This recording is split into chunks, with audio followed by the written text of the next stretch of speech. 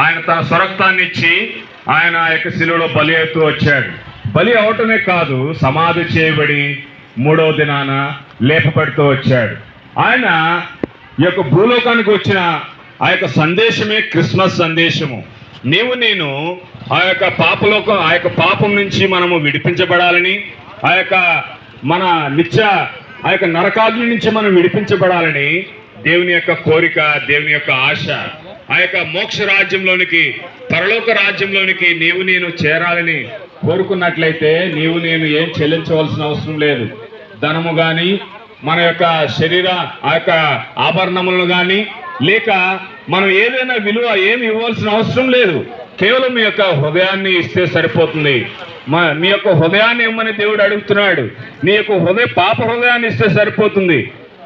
అదే దేవుడు నీ నుంచి, నా నుంచి కోరుతున్నాడు. నేను కూడా ఒకప్పుడు ఆ యొక్క పాపంలో జీవించిన వాడనే, ఆ యొక్క దేవునికి వ్యతిరేకంగా జీవించిన వాడనే, ఎన్నో పాపముల చేత నా బ్రతుకును నాశనం చేసుకుంటూ వచ్చాను.